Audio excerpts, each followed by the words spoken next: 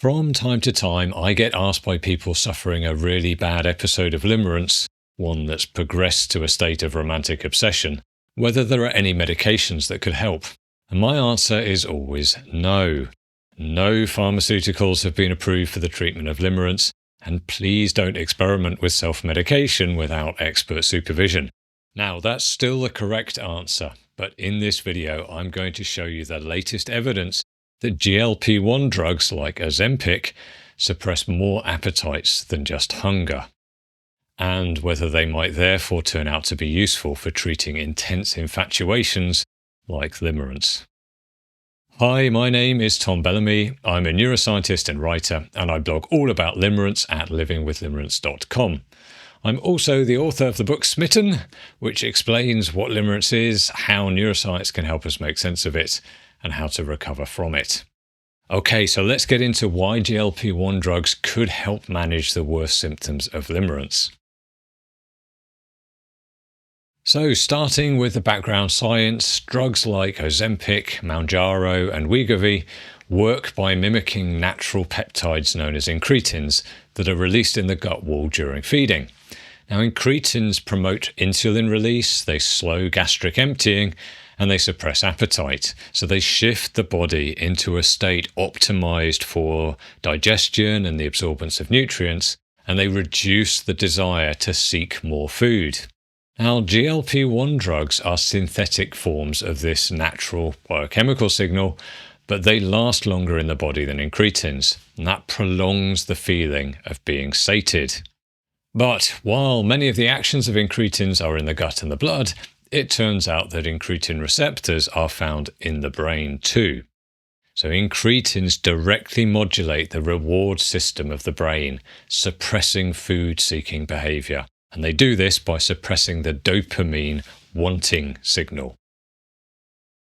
Now, desire for food is a complicated drive. There's the immediate need to get the calories needed to survive, and that's what causes the sensation of hunger. But there's also a hedonic aspect to eating. Some foods are really tasty, they're really palatable, and so we also seek food for the pleasure that it can bring.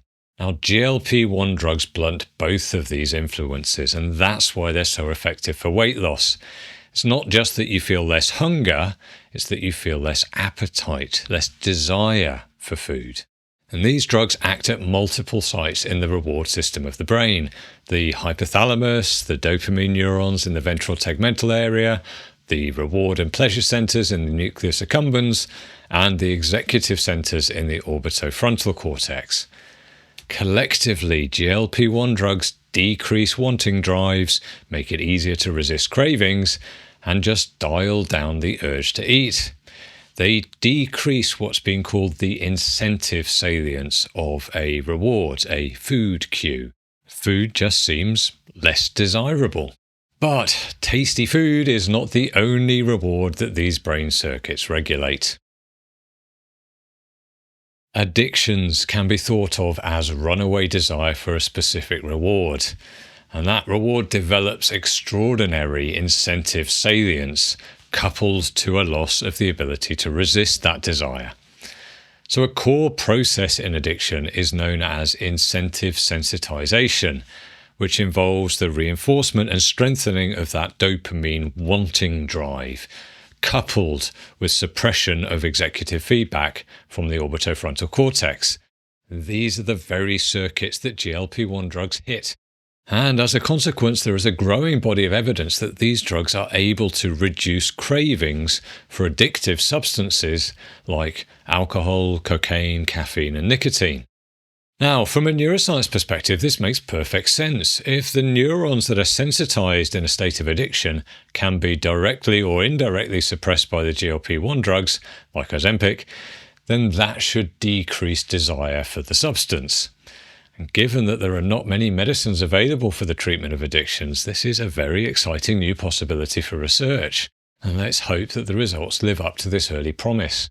But it isn't only substances that can become addictive.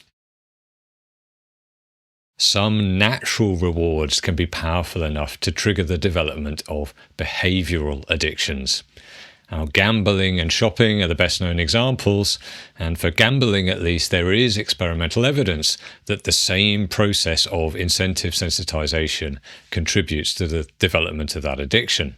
Now, again, this is all rational. The same reward-seeking mechanisms within the brain are involved, but behavioral addictions are far harder to get good evidence for than substance addictions.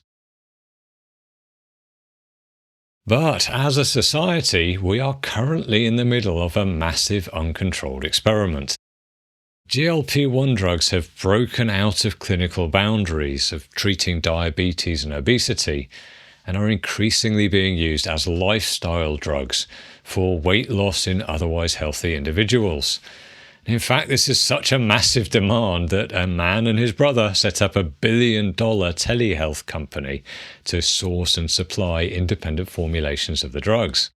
We are now getting to the point where there is some preliminary evidence that people on these GLP-1 drugs show a reduction in problematic behaviors. Now, ironically enough, these researchers used analysis of Reddit threads to gather their evidence, so part of the same social media ecosystem that has driven the enthusiastic uptake of the drugs is now giving us data on their effects. Time is going to tell us what the unintended consequences of people taking these drugs at scale will be. And that brings us back, at last, to love. As has often been observed, love is a many splendid thing. There are layers of psychological and neurobiological complexity in romantic connections. So libido, attraction, attachment, bonding, trust, care, affection. Many of these processes feel rewarding, but not all of them use the same dopamine-driven wanting system to operate. And we don't know yet how GLP-1 drugs will interact with all these factors, and trying to figure it out is going to be confounded further by the psychological impact that losing weight has on body image, on self-confidence and general health. So that can also have a huge impact on libido and energy and desire.